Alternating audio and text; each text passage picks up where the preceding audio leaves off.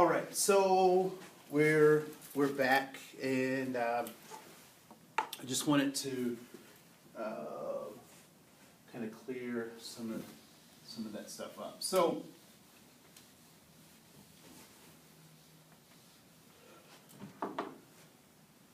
being human and humanity is extremely important.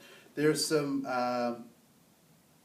other pieces that I kind of want to add to this as we kind of talk about some of the cultural universality of the human experience, right? So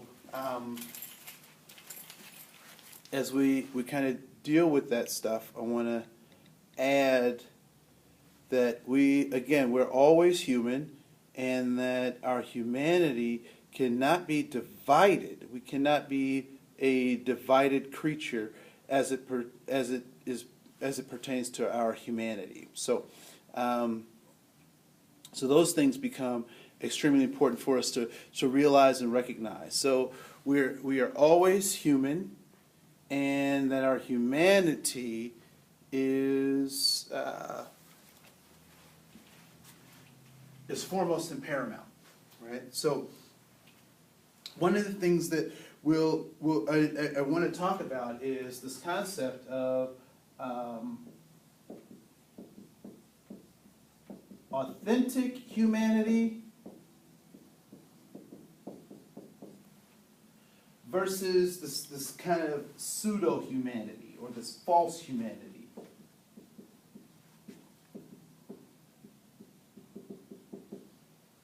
And then we'll start to get into some of the things that Alfred Adler talks about in terms of humanity. So there is this authentic humanity, and then there is this false humanity. And I'm going to flip over here to my notes to get the best illustration of this point out of my notes. So if you don't mind, I'll just kind of flip through. Find that part.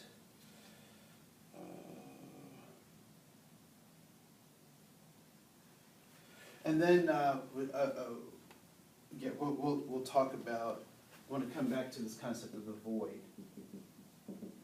right? So the free market capitalism said that they can answer that void, but we'll come back to that in just a second. So authentic humanity. It's summed up in these particular points of view, these ways of thinking about how we're human. So first of all, we are always human. So no matter how we get how we get treated, whether if we get treated well or we get treated negatively, whether the systems that we're engaging in want to identify us or not as being human. Regardless of how those systems try to interact with us, it is a truism that we are always human. So authentic humanity starts with the fact that we have to understand that we're always human. And so as a human, there are certain inalienable rights, right? Inalienable rights. Those rights that cannot be separated from my humanity. And among those are life, liberty, and the pursuit of happiness. And so we'll talk about some of those concepts as well. And so human is our natural state, right? So what does it mean to be human? Human beings are a soul, they're a body, and they're a spirit. And the yearning of that soul, that body, that spirit is constant. We're yearning for freedom. We're yearning for liberation. We're yearning for connection. We're yearning to produce the purpose for our existence. Those are the things that we constantly yearn for as humanity. And so humanity is our natural state. So it's natural to be human. That is the place, the way that we have been born. That is our natural existence. And so what that means in that natural existence, it means that we're born to seek relation, to be relational. Right? We're born to be relational. We're born to have and meet our basic needs, right? So Abraham Maslow talked about that: air, water, food, shelter, these basic needs. So we're natural, and our rights cannot be separated. The rights for these two things cannot be separated, right? They cannot be taken away from us. However, they should not be taken away from us because of our human status, right? So it is our right to have those things. Even if they're systems that are trying to take those things away from us, they are still our rights. Number three is that social institutions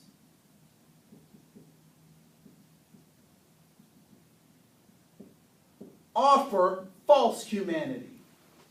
That social institutions, by their nature, do not offer authentic humanity. They offer pseudo-humanity or false humanity.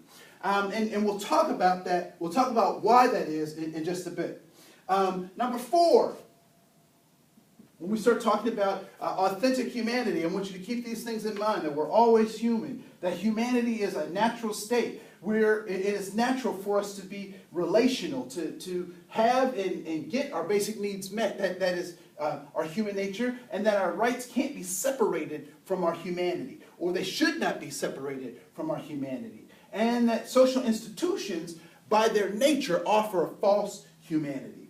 Number 4, race, gender, and class distinctions are membership status, which also support this false reality.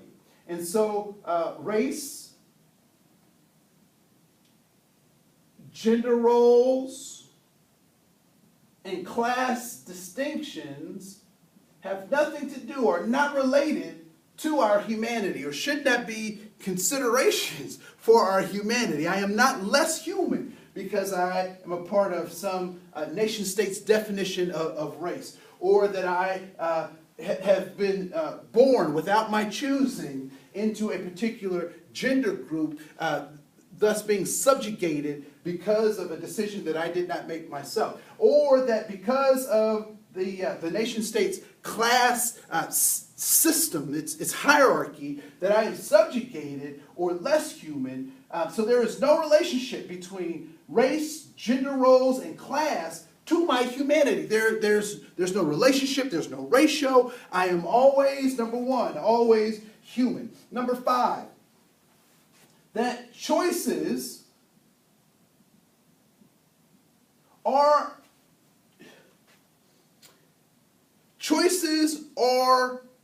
rationalizations for the disappropriation or misappropriation or the inequity of power structures. So choices, or the ability to make choices, is inauthentic humanity. Now, I know that's a hard thing to think about, because we really pride ourselves, particularly in the West, on giving people choices.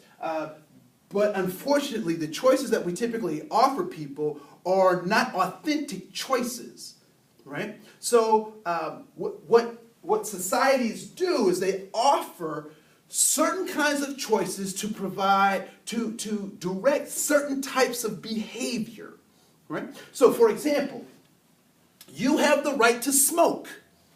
You have the right to smoke. You have the so-called freedom to smoke.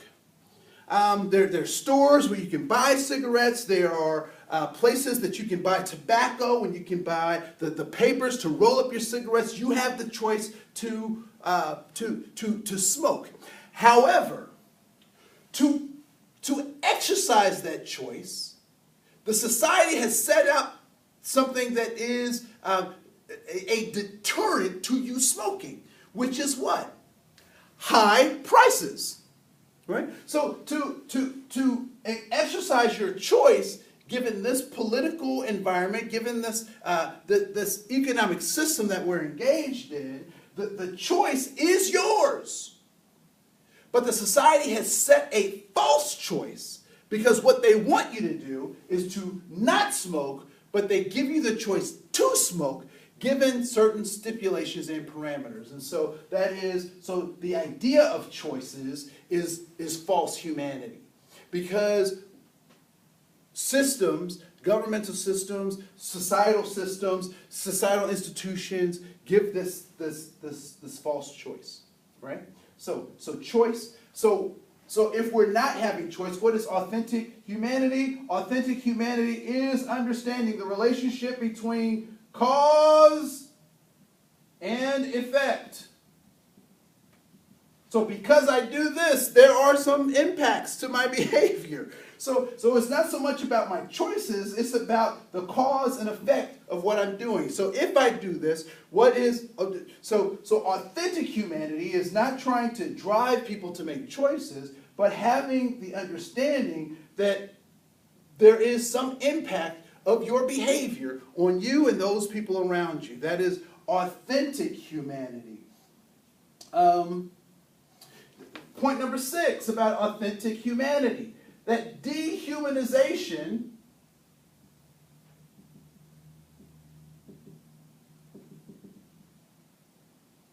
the understanding of trying to get you to believe that you are less than human, the process of trying to get you to believe that you are less than human, the process of trying to get you to believe that you are less than human is an illusion. It is an illusion. When you buy into this concept that you are less than human, it is an illusion. When you say that you are a particular race, it is an illusion. When you say that you're a particular economic class, that you have a certain amount of status, all of those things are illusion because at the end of the day, you are only human, right? So as many riches as one can accumulate, as many degrees and papers and success, at the end of the day, you're going out of this world the same way you came in, and that's by yourself. Hopefully you'll be clothed. So this process of dehumanization is an illusion. Point 7.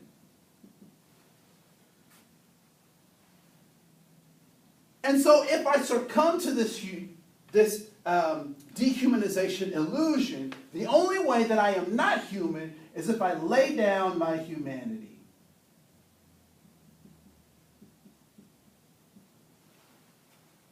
If I make the choice to not act in the best nature of human, or in the best nature of a human being, if I'm not practicing being human, then the only other choice is for me to act like an animal.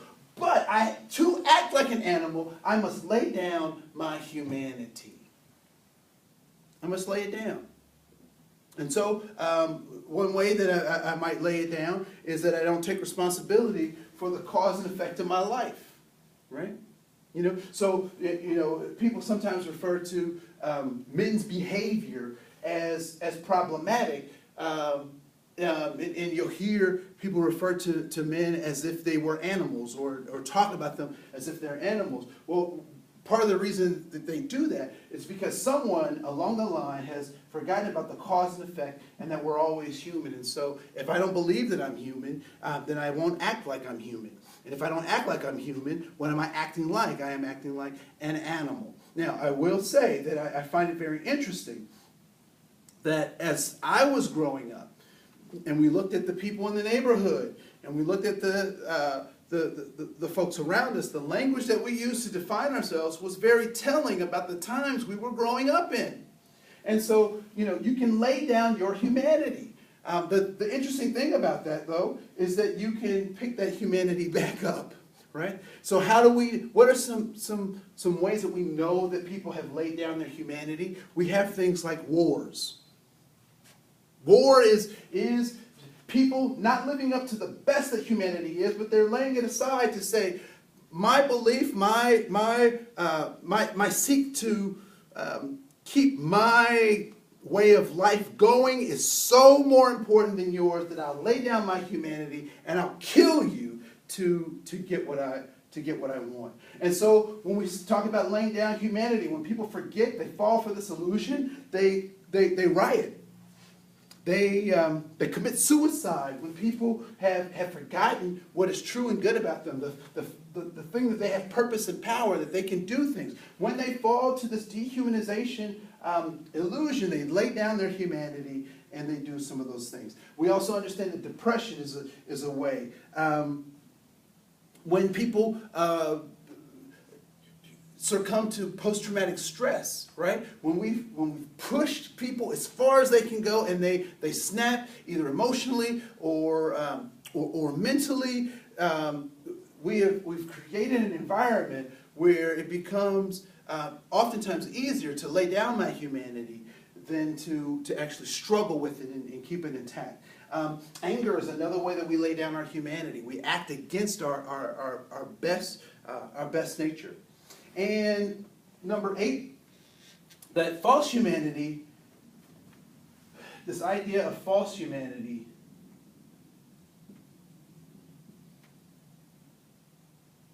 is an attempt to dehumanize. So false humanity is an attempt to dehumanize. And so let's talk a little bit about what false humanity is. So when I say false humanity, what is that? Well, we know that authentic humanity is these things, and so false humanity is, here are a few things that false humanity is.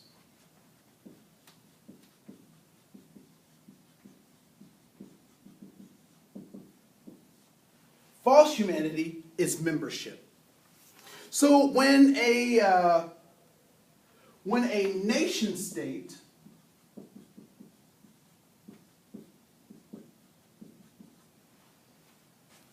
has members, its members are declared to be human.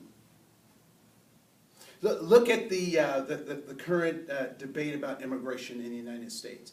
Look at the current debate about what goods, services that people should have access to.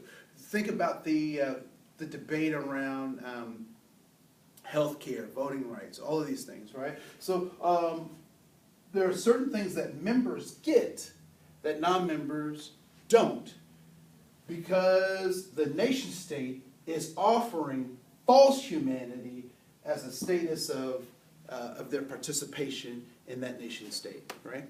So when a nation state offers this false humanity, we get products of that false humanity, such as the concept of race. Race is false humanity that is given by nation states as a product of membership. So because, and this is how this starts to work. In the United States, I am African American or black. However, if I was in South Africa, I might be colored because I'm not an indigenous African in Africa.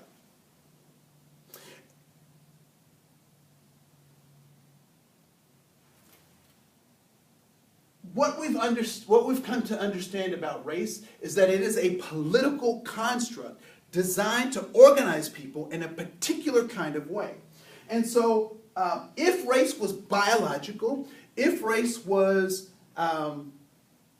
anthropological, meaning that I could look at an artifact and say this came from this particular racial group and this belongs to this racial group, or back to biology, if I could look at this particular gene and say that no other human beings have this gene except for this particular group of people, then I could come and say that race is a thing. And race should be, if race is biological, if race is anthropological, whatever a person's race is in the United States, it should be the same as it is in Egypt. It should be the same as it would be in Guam. It should be the same as it would be in Siberia. So all of this concept of race should consistently show up the same over and over and over again, no matter where people are. But in fact, that is not the case. That race is a condition of membership, which is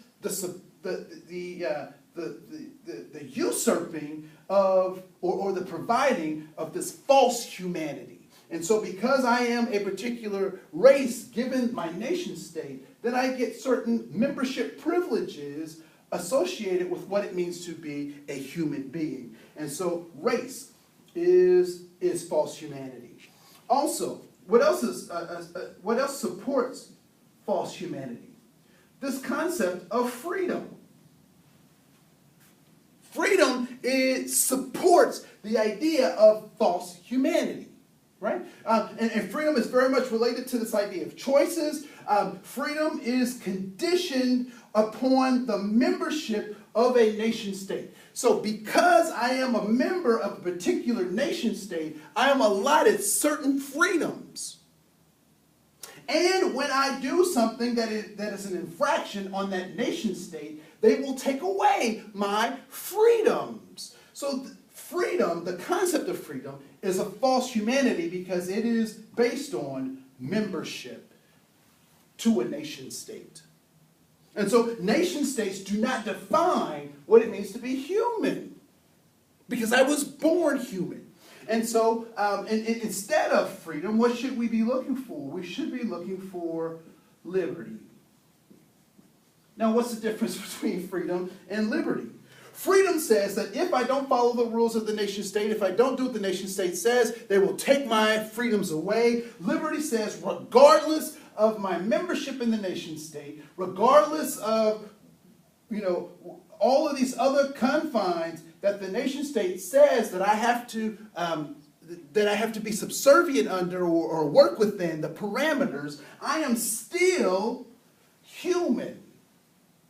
One of the things that really puzzles folks is that, and I've heard this from a dear friend of mine in terms of the incarceration of Native Americans and why being incarcerated does not seem to be a deterrent for many Native Americans or for Native Americans that my friend was referring to. And the thing that is very interesting is that my friend was sharing that for many Native Americans, one place is the same as another place. Or another way to say it is that there is no difference between this place and that place. And so whether I am on the res, or I'm in prison, or I'm in this part of the world versus that part of the world, in the grand scheme of things, according to my friend, there isn't much difference. And so if I don't see the taking of my freedom as a deterrent, it's very hard for the system to control me or to monitor my behavior. And so what happens is that oftentimes Native Americans sometimes don't even recognize it, that they have a liberty that other people don't have, right? And so this is false humanity. So race is false humanity. Freedom is a false humanity. Class, status is false humanity. Because I've been able to accumulate wealth, accumulate status within this nation state does not make me more or less human than anybody else, right? So race, freedom, class, status, and again, gender roles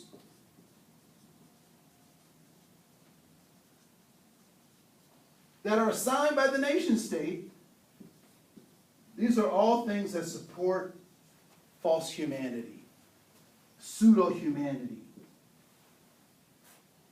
And when I believe that these things are the things that make me human, then I fall to the dehumanization. I become disgusted, I become frustrated with the system because what I know to be true is that I am always human. I'm always human. But the system doesn't treat me that way because I've succumbed to what the nation state says about me. I find it very interesting. What happens when your enemy defines you? Because when the enemy defines you, they don't use the best terms to define who you are. They use terms that reinforce their status as the defining method of creating your perception, your reality. All right? So we have authentic humanity and we have false humanity. All right? So we're going to take a short break and then we'll come right back and we'll get to the next chapter. All right, thanks.